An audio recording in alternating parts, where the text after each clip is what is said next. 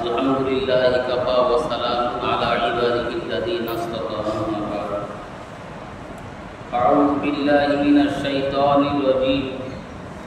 বিসমিল্লাহির রাহমানির রাহিম। ওয়া ইন্নাকা লা'আলা খুলুকিন আযীম। সাদাকাল্লাহু। আল্লাহ রাব্বুল আলামিন পবিত্র কোরআনুল কারীমে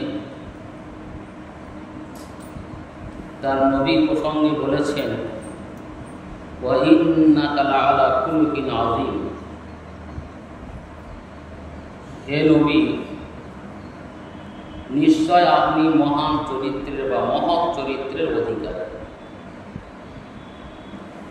খুলুকে আযীম, মহৎ চরিত্র। নবীর চরিত্র, নবীর আদর্শ ও মেনে আমাদের জীবনযাপন করতে। বর্তমান সময় মুসলমান অনেকেই অনেক রকমের দাবি করে, কিন্তু সে দাবিটা যথার্থভাবে প্রকাশ পায় না। আমাদের দাবি হয় মৌখিক, আন্তরিকতার সঙ্গে সে দাবি পায় না। যেমন আমরা কেউ বললাম যে আমি নবীকে খুব ভালোবাসি, এখন যে ওই আই লাভ মোহাম্মদ যেভাবে বলছে, এখন আই লাভ মোহাম্মদ, আমি নবীকে ভালোবাসি। ভালোবাসার কয়েকটা দিক আছে। একটা হচ্ছে কি নবীর চাহিদা অনুযায়ী ভালোবাসা, আর একটা হচ্ছে আমার চাহিদা অনুযায়ী আমি ভালোবাসি। তার অর্থ এই দাঁড়ালো, আমার যেমন খুশি তেমন ভালোবাসা, এটা হচ্ছে নিজের চাহিদা। আর একটা হলো না, নবী সাল্লাল্লাহু আলাইহি ওয়াসাল্লাম যেটা পছন্দ করবেন, শরীয়ত যেটা পছন্দ। তো এখন তো দেখা যাচ্ছে বর্তমান সময় আমাদের এই ভারতবর্ষে আই লাভ মোহাম্মদ, আমি মোহাম্মদকে ভালোবাসি, তো এর জন্য অনেক গন্ডগোল চলছে। কানপুরের ওখানে একটা সাইনবোর্ড লাগানো হয়েছিল আই লাভ মোহাম্মদ, তাতে 15 জন লোকের বিরুদ্ধে এফআইআর দায়ের করা হয়েছে। কেন? তারা বলেছে মোহাম্মদকে ভালোবাসে। ওদের জয় শ্রীরাম বললে দোষ নেই, কোনো সেলিব্রিটির ভালোবাসা দেখালে সেটাও দোষ নেই, রাজনৈতিক নেতার ভালোবাসার কথা বললে দোষ নেই। কিন্তু মুসলমান যদি প্রাণপ্রিয় নবী মুহাম্মদ সাল্লাল্লাহু আলাইহি ওয়াসাল্লামের ভালোবাসা বলে, তাহলে ওদের কাছে দোষের কথা। তো সাহাবায়ে কেরাম মুহাম্মদকে ভালোবাসি, মুহাম্মদ মানে আমি মুহাম্মদকে ভালোবাসি। ইয়া রাসূলুল্লাহ আনা উহিব্বুকা, হে আল্লাহ রাসূল, আমি আপনাকে ভালোবাসি। এ ভালোবাসার একটা ধারা, তার নিয়ম ছিল আলাদা। আর আমরা যে অর্থে ব্যবহার করি যে আই লাভ মোহাম্মদ, এটা আলাদা। কারণটা এটাই, যে ভালোবাসা হবে সুন্নতের তাবেদারি, আল্লাহর নবীর সুন্নতের তাবেদারি করে যে ভালোবাসা, সে ভালোবাসা প্রকৃত ভালোবাসা। কিন্তু যেখানে নিজের নফসের দাসত্ব স্বীকার করব, নিজের রিপুত তাড়না, কোনো একটা কথা বললাম আমি মোহাম্মদকে ভালোবাসি, এ ভালোবাসার ক্ষেত্রে খারাপ আছে। কেননা বেদাত তরিকার উপরে থেকে, বেদাত পন্থার উপরে থেকে যখন আমরা বলবো মোহাম্মদকে ভালোবাসি, তার মানে আমাদের ভালোবাসা আমি যেমন ঘোরাবো তেমন ভালোবাসা হবে, যেভাবে বলবো সেভাবে। তা আমি কয়েক শব্দ কোথায় বলে যাচ্ছিলাম যে কুল ইন কুনতুম তুহিব্বুনাল্লাহ ফাত্তাবিউনি ইউহিব্বুকুমুল্লাহ। আল্লাহ বলছেন, হে নবী বলে দাও, যদি তোমরা আল্লাহকে ভালোবাসতে চাও তাহলে আমার অনুসরণ করো, আমার ইত্তেবা করো, মানে আমার পিছনে পিছনে চলো।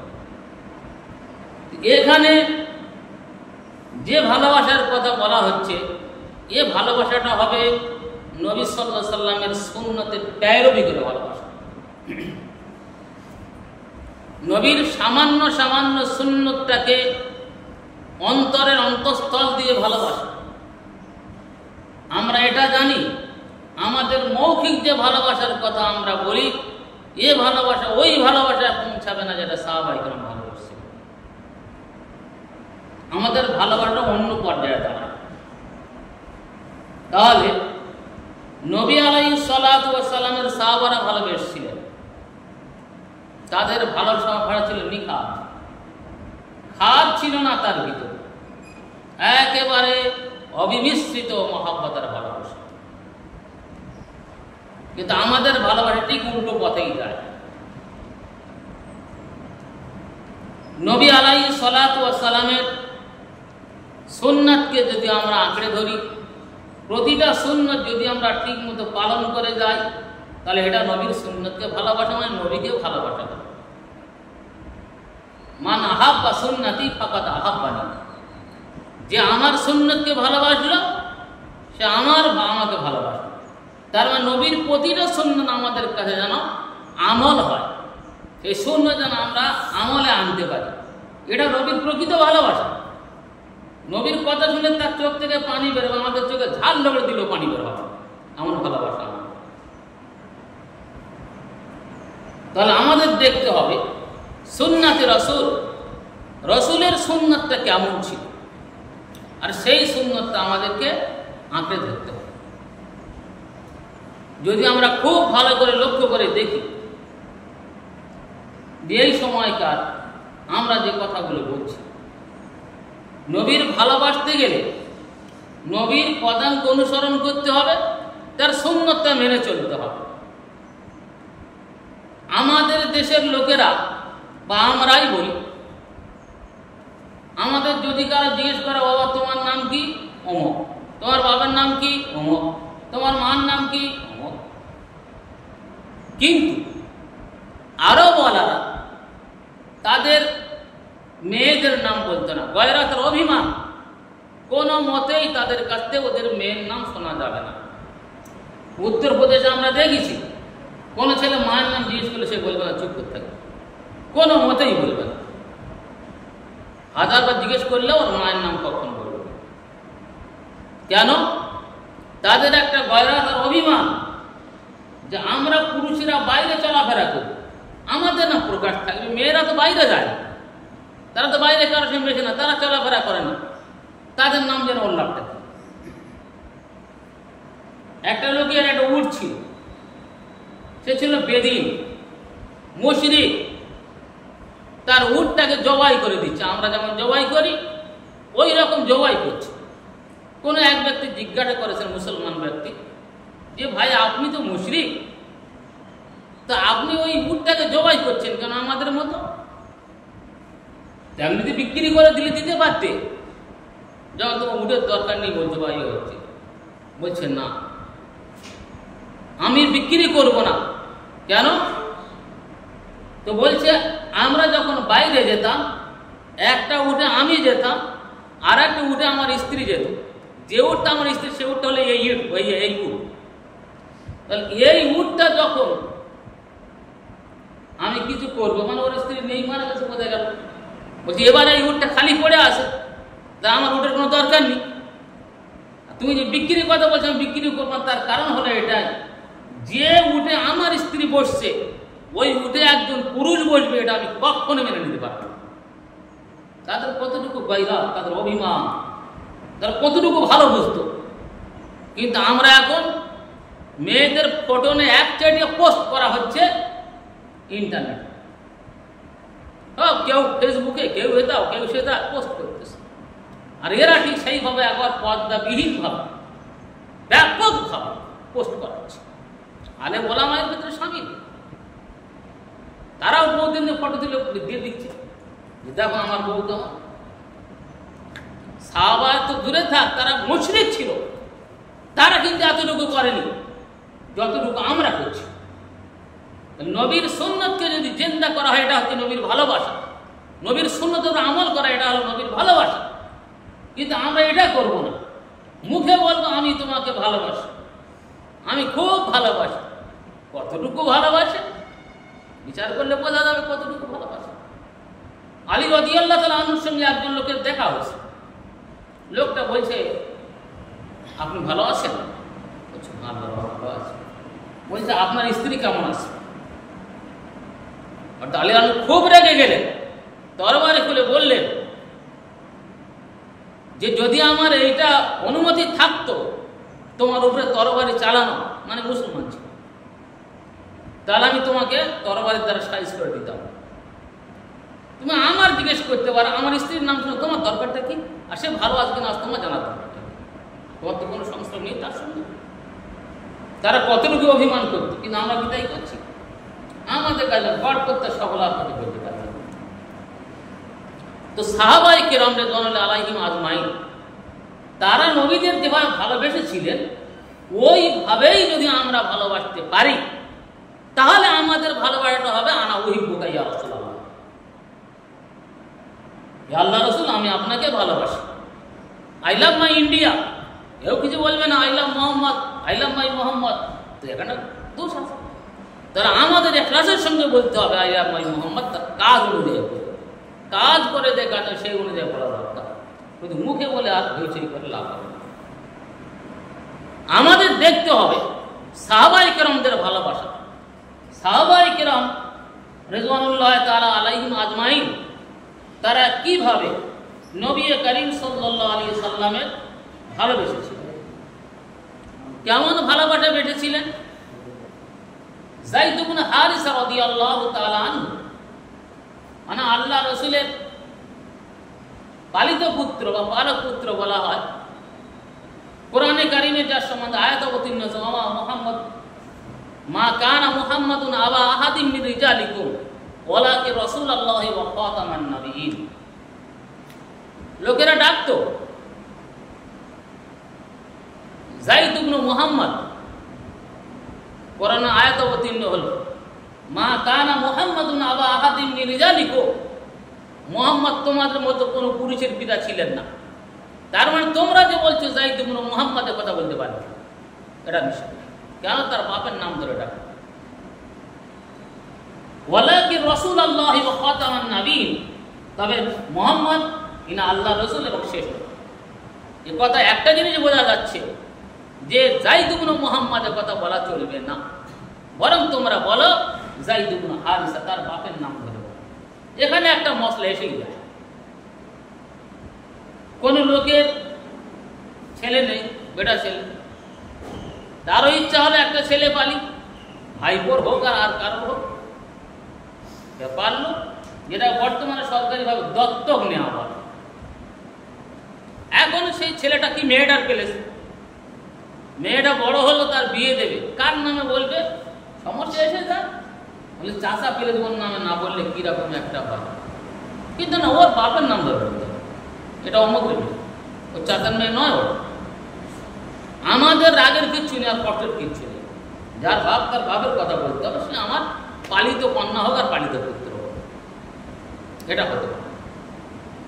তো যাই হোক, যায়েদ ইবনে হারিসা রাদিয়াল্লাহু তাআলা আনহু, আল্লাহ রাসূল তাকে এনেছিলেন, লালন পালন করেছেন, গোলাম হিসেবে থাকা।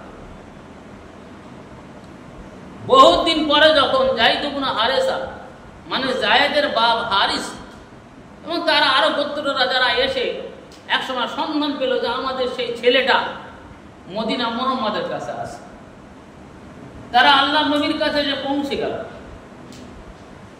তারা চাচ্ছে এটাই যায়েদ তাদের সঙ্গে যাক, মুহাম্মদ যায়েদকে আমাদের হাতে ছেড়ে দিক। আল্লাহ নবী বললেন, দেখো যায়েদ, তুমি তোমার বাবাদের সঙ্গে চলে যেতে পারো, থাকলেও থাকতে পারো, তোমাকে আমি বলবো না তোমার থাকতে হবে, তুমি তোমার বাবাদের সঙ্গে চলে যেতে পারো। ওই ছেলেটা কি সিদ্ধান্ত নিয়েছে? বলছে না, আমি তো নবী মুহাম্মদের সঙ্গে থাকতে চাই, আমি আমার বাবা মার সঙ্গে থাকতে চাই, আমি নবী মুহাম্মদের সঙ্গে থাকবো। তার ভালোবাসা আর আমাদের ভালোবাসা, এ কারো বাবা মার দেখলে জড়ি ধরে বলবো আহা বাবা কতদিন পরে এসছি, চল এবার তোমাদের সঙ্গে যাই। কিন্তু না, তাদের ভালোবাসাটা হলো আন্তরিকতার সঙ্গে ভালোবাসা। নবী মুহাম্মদের মতো আদর্শবান ব্যক্তির যদি কেউ কাছে থাকে তার এটা ভালোবাসা। কিন্তু আমরা যে বিভিন্ন কাজে ভালোবাসায় দেখাই, বিভিন্ন কাজ, কে বেদাত কাজ করছে, নবীর ভালোবাসা দেখাচ্ছে, বিশাল ভালোবাসা করলো। অনেকে দেখতে পাওয়া যায় নবীর মাজারের ধারে গিয়ে একেবারে জোরে জোরে আসসালাতু ওয়াসসালামু আলাইকা ইয়া রাসূলুল্লাহ, আসসালাতু ওয়াসসালামু আলাইকা ইয়া হাবিবাল্লাহ। খুব কিছু জোরে জোরে, মনে করলে বিশাল বড় ভক্ত, নবী খুব প্রিয়। কিন্তু কোরআন বলছে লা তারফাউ আসওয়াতাকুম ফাওকা সাওতিন নবী, নবীর আওয়াজের উপরে তোমাদের আওয়াজ যেন উঁচু না হয়। সাহাবায়ে কেরাম নবীর সামনে এমন ভাবে কথা বলতেন যে তাদের কথা বোঝা যেত না, বলতে হতো আরেকবার রিপিট করো। নবীর কবরের ধারে গিয়ে যদি কেউ জোরে জোরে বলে, এটা একটা বড় বেয়াদবি। খুব সংযত হয়ে এবং মহব্বতের সঙ্গে সালাম পাঠাতে। আমরা জোরে জোরে বলছি, খুব জোরে। এই যে জোরে বলাটা, এটা খুব ভালো কাজ না, এটা নিজের এটা মানে বড়ত্ব প্রকাশ করা, বড়ত্ব প্রকাশ করা আমি কি করছি। নবীর ভালোবাসতে গেলে নবীর সুন্নাত মোতাবিক তার জীবনযাপন করতে হবে, সেইভাবে তার ভালোবাসা আসতে হবে। এটা হল নবীর ভালোবাসা। তো নবীর সালামের ক্ষেত্রেও তাই। তাহলে আমরা যদি দেখি যে আমাদের ভালোবাসা নবীর ভালোবাসার মতো না হয়, তাহলে এই ভালোবাসার কোনো মূল্য নেই।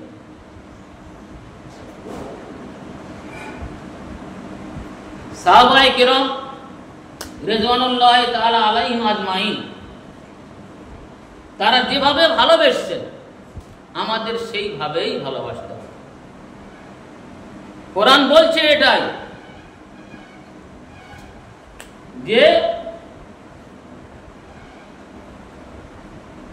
তোমরা অপর অপর লোকেরা যেমন ঈমান এনেছে তোমরা সেরকম ঈমান আনো। আমিনু কামা আমানান নাস। এ নাস বলতে কারা? সাহাবায়ে কেরাম। তোমাদের যে ঈমান, তোমরা এইভাবে ঈমান আনো, এমন ঈমান আনো যে ঈমানটা অপর অপর লোকেরা, মানে সাহাবায়ে কেরাম যেভাবে ঈমান এনেছেন সেইভাবে তোমরা ঈমান আনো। সাহাবাদের ঈমানকে ঈমানের মাপকাঠি করা হয়েছে, ঈমানের প্রশ্নবাদর করা হয়েছে। সাহাবাদের ঈমানের বিপরীত যদি কারো ঈমান হয়, সেই ঈমান ঈমান নয়। তাহলে সাহাবায়ে কেরামের মহব্বত যেমন হবে তেমন আমাদের মহব্বত হতে হবে। সেই মহব্বতের বিরোধী যদি হয় আমাদের মহব্বতটা, যত ভালো কথা হোক না কেন, সে মহব্বত মহব্বত নয়, সে মহব্বত নয়। এটা দেখা যায় হাদিস শরীফে রয়েছে,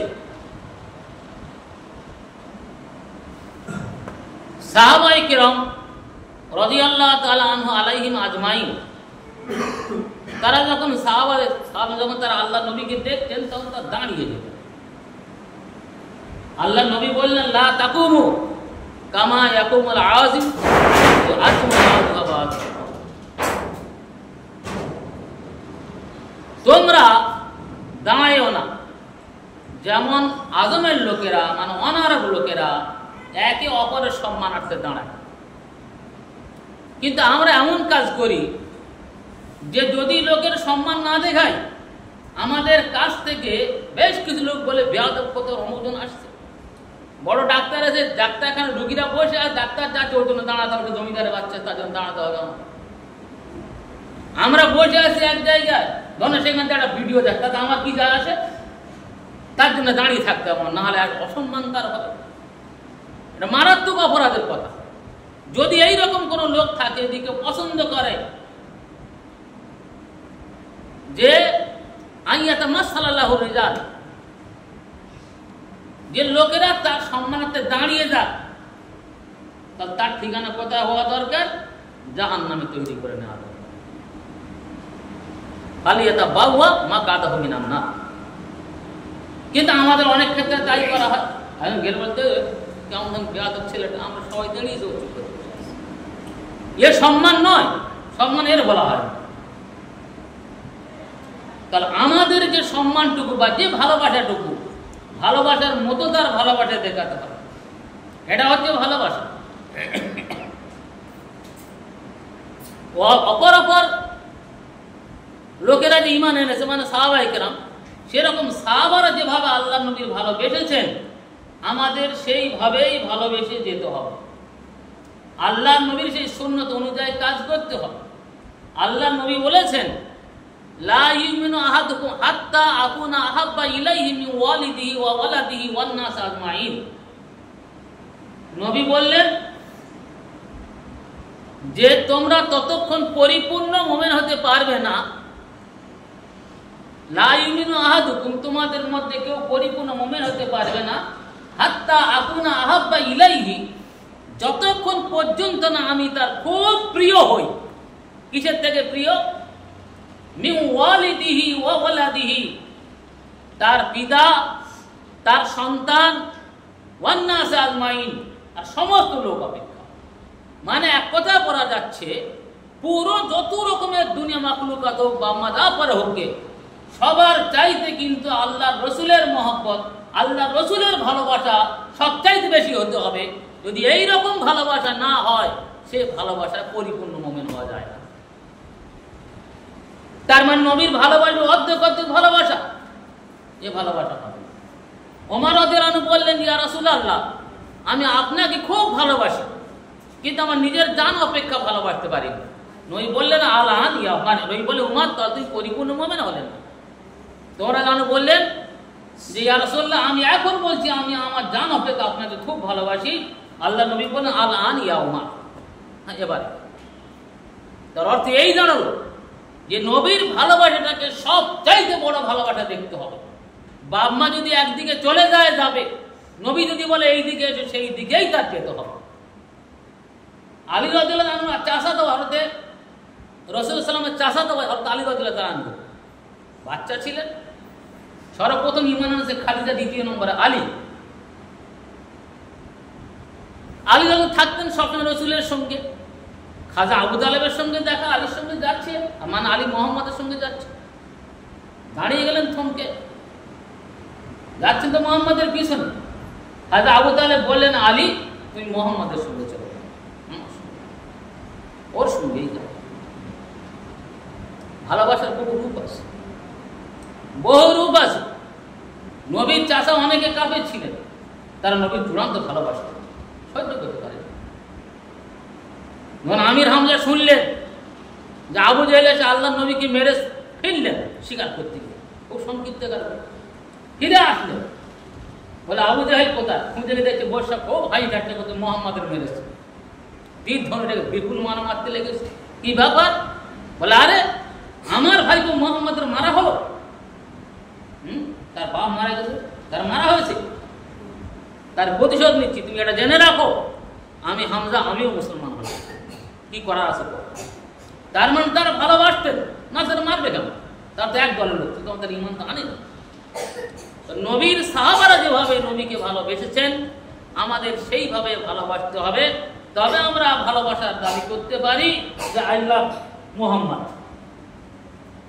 তো ওই ক্ষেত্রে বলা যাবে। এখন আমাদের অবস্থাতে সেটা তো একেবারে অন্যরকম হয়ে যাবে।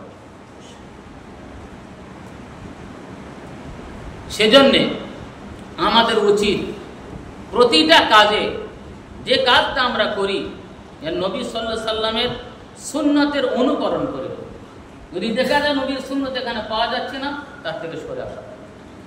সুন্নত বিরোধী কাজ হলে তার থেকে সরে আসতে, সে যত ভালো লোক করুক আর যত বড় লোক করুক।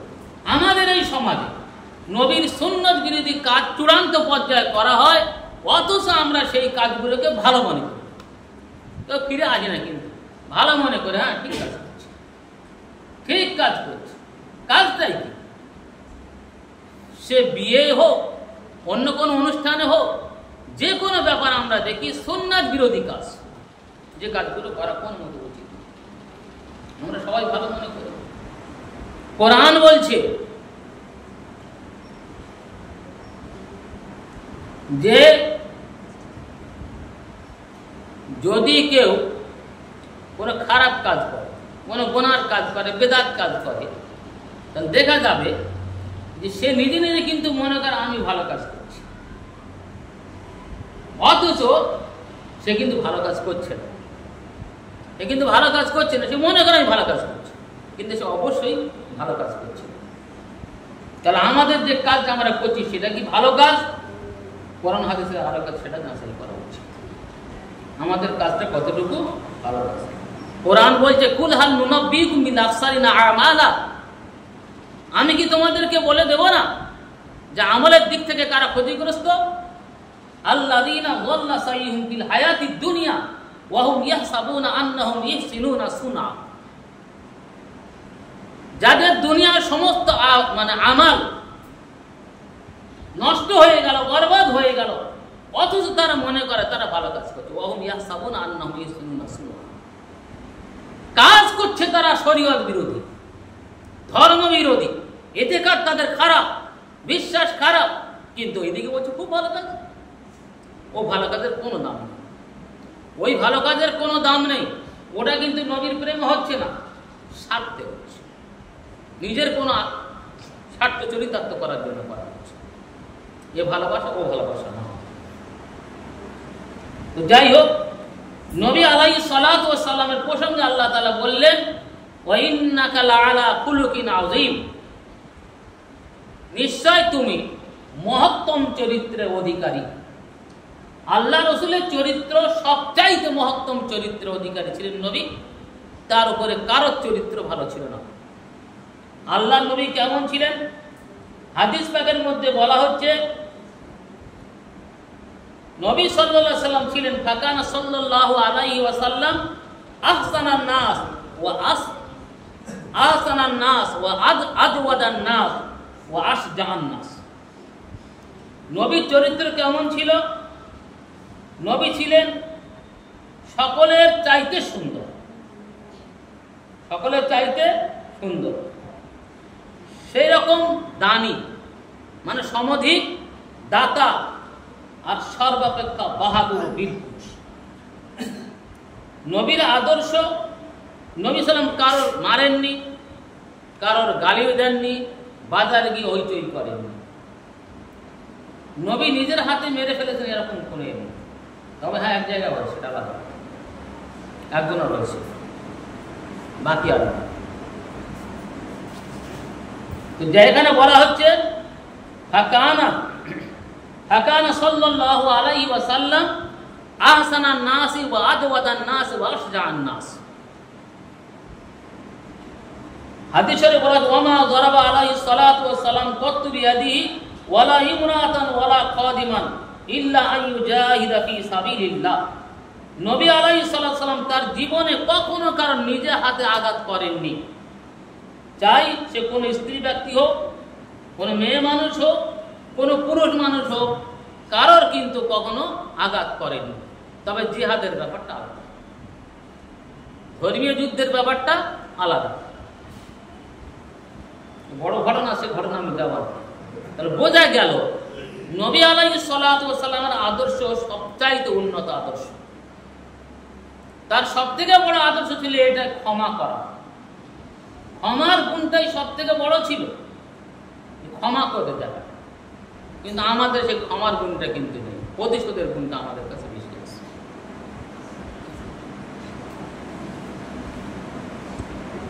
লাম ইয়াকুন আলাইহিস সালাতু ওয়াস সালাম ফাহিশান ওয়ালা মুতাফাহিশান ওয়ালা সাক্কাবান ফিল আসওয়াক। এখানে বলা হচ্ছে নবী আলাইহিস সালাতু ওয়াস সালাম অশ্লীল কথা মুখে আনতেন না,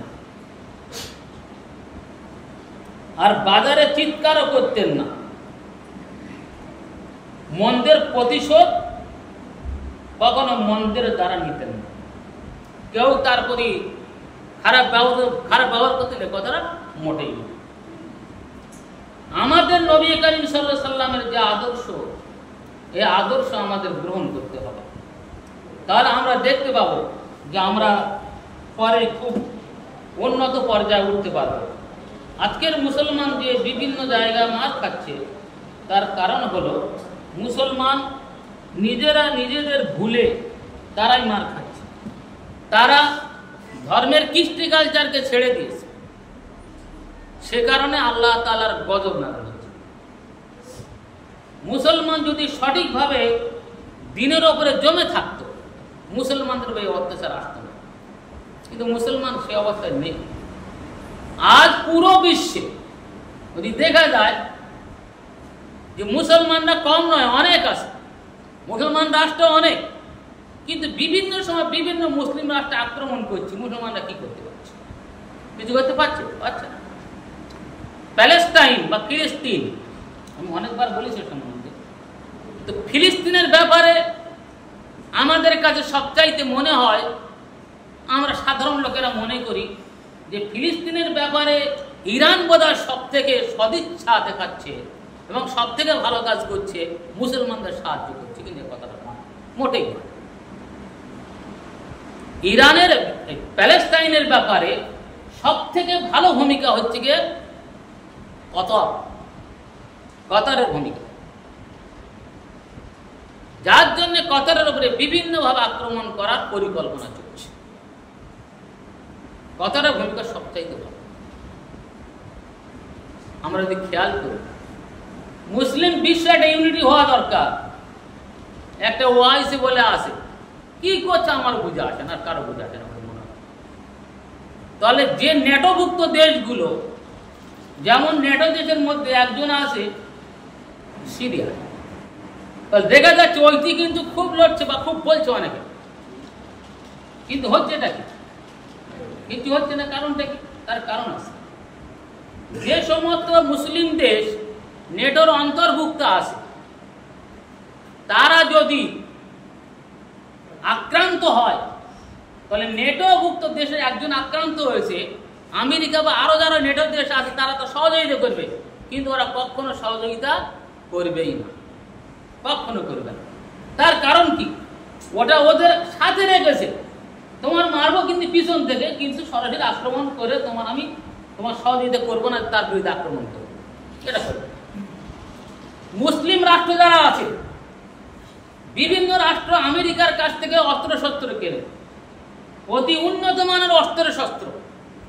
আমরা গর্ব করি যে আমাদের মুসলিম দেশগুলো আমেরিকার কাছ থেকে অস্ত্র কিনে এত সুসজ্জিত হয়েছে যে কেউ বদমাইশি করলে মেরে দিতে পারে, কারো রেহাই দেবে না। কিন্তু এত সহজ বলে মনে হয় না, এত সহজ বলে মনে হয় না। তার কারণটা হলো এটাই যে আমেরিকার কাছ থেকে যে সমস্ত অস্ত্র কেনা হয়েছে, সে অস্ত্রের কিছু রহস্য আছে। ওরা আকাশপথে সেটাকে ক্ষমতা, এমন সুবিধা আছে, আকাশপথে সেটাকে অকেজো করে দিতে পারে। এরা যখন সেই অস্ত্র মারবে, দেখা যাবে অস্ত্র ফাটবে না, অকেজো হয়ে পড়ে আসছে। তার মানে ফেল। এরা মনে করছে আমরা এই করবো, ফেল। যদি আমেরিকা বাদ দিয়ে অন্য কারো কাছে কিনে নেয়, তাহলে সেই অস্ত্র ওদের একটা মাথার একটা লাইন আছে। কিন্তু আমেরিকার অস্ত্র নিয়ে মারবে, এটা কখনো হবে। হ্যাঁ, আমেরিকার যে অস্ত্র ছাড়বে সেটা ওদের কাছে আলাদা, কিন্তু আমাদের যে মুসলিমরা মানে রাষ্ট্রগুলো, তারা যদি একটা নেটো দেশভুক্ত দেশ হয়, কিন্তু তারা এক হতে পারবে না। তার কারণটা হলো এটাই, সব থেকে বদমাইশ যদি দেশ থাকে সেটা হলো জর্ডান। জর্ডানের উপর দিয়ে যত আক্রমণ হচ্ছে, আর জর্ডান ওদের পূর্ণ সহযোগিতা করছে। দ্বিতীয় নম্বর হলো সৌদি আরব। সৌদি আরবের বাদশাহ ও কিন্তু আছে ওই ধরনের, মানে পশ্চিমা আদর্শে আদর্শিত। ও কিন্তু ওই জর্ডানে পরবর্তীতে ওর দায়িত্বটা ওটা আছে, ও পালন করবে। তাহলে এখন যদি বর্তমান পৃথিবীতে মুসলিম দেশের মধ্যে কেউ নেতৃত্ব দেওয়ার দরকার হচ্ছে কি সৌদি আরবের। কিন্তু সৌদি আরবের যে নেতা আছে, সে যদি নেতৃত্ব দেয় ইসলামটাকে শেষ করতে, তাহলে মুসলমানরা কি করবে? এরা শত চেষ্টা করলে, নেটোভুক্ত হয়ে গেলেও, আলাদা নেটো করলেও কিন্তু বিপদ পিছন ছাড়বেন না। বোঝা গেল এক কথায় যে মুসলমানের মধ্যে গদ্দার যারা আছে থাকবেই, মুসলমান সহজে উঠতে পারবে না, গদ্দারদের হাত থেকে বাঁচতে পারবে না, লাইন থাকবে। এর ভিতর থেকে বদমাইশি করবে, তবে তো হবে, তবে তো মুসলমানদের ক্ষতি হবে, না হবে কেন? সেজন্য আমাদের উচিত যে আমরা যেন সুন্নতে নববীর ওপরে যেন বেশি জোর দিই, প্রতিটা সুন্নতকে যেন নবীর সুন্নত এটা এই মনে করে যেন আমরা আমল করি। এর আমি নবীর সুন্নত বলে আমল করছি, তাহলে সব, তা নাহলে সব না। যেমন দুপুরের সময় খাওয়া দাওয়া করার পরে সামান্য কোন বিশ্রাম নেওয়া, যেটাকে ক্যালুলা বলা হয়, এটা হলো একটা সুন্নত কাজ, কিন্তু সব অপরিসীম। যদি কেউ এই কথা মনে করে সে শোয় বা বিশ্রাম নেয় যে আল্লাহ নবী ক্যালুলা করেছেন, নবীর সুন্নত মেনে আমি করছি, তার সব হবে। আর যদি কেউ মনে করে ও বড্ড কষ্ট হয়েছে, খেয়ে দিয়ে একটু শুয়ে পড়ি, ও সব হবে। একই কাজ, কিন্তু তা সব হবে না। এটা কাজ হচ্ছে এই হবে।